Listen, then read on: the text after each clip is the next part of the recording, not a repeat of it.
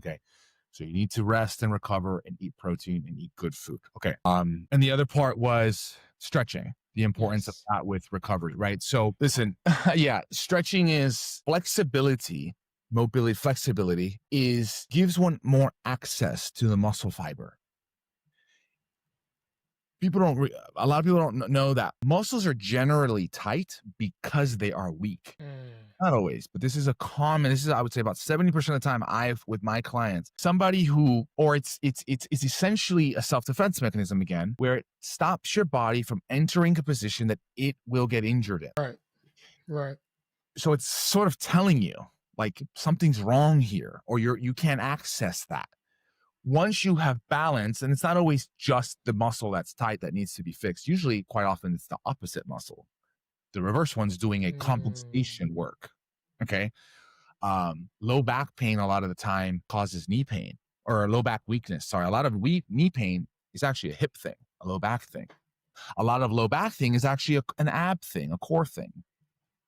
Anyways, we could go down that chain. So the point is working on your flexibility and telling your body, hey, this is okay. Let me get into this range, and then strengthening that range, because we do not want hypermobility without strength. That actually will increase your chance of injury. Okay.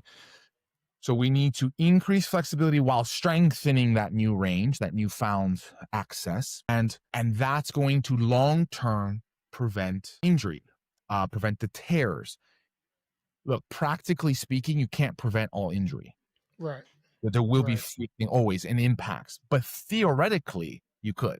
Theoretically, if you were so strong that you got in a car accident, your muscles, your bone, everything was so strong, you wouldn't get hurt. Right. Obviously, that's not practical, like I said, but that's the concept we're taking and bringing it down to whatever level you're at and trying to just get it a little better. And if Yes. every month you're getting a little better, your chances of injury are reducing. Okay. Mm, So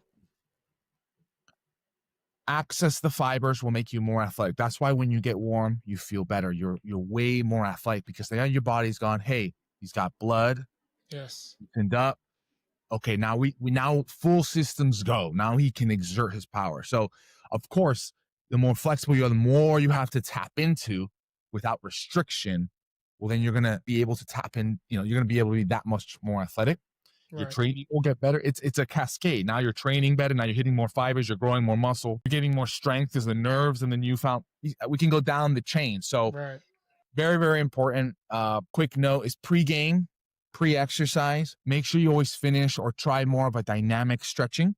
Okay. The static stretching is not always bad. Sometimes you're so tight that you need to do static stretching. That's actually something that doesn't get talked about enough.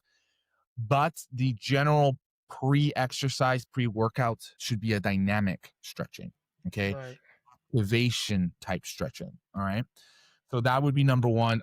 Myself and my brother, Bulletproof Backman, his name's Adon Lopez. We do something called PNF stretching.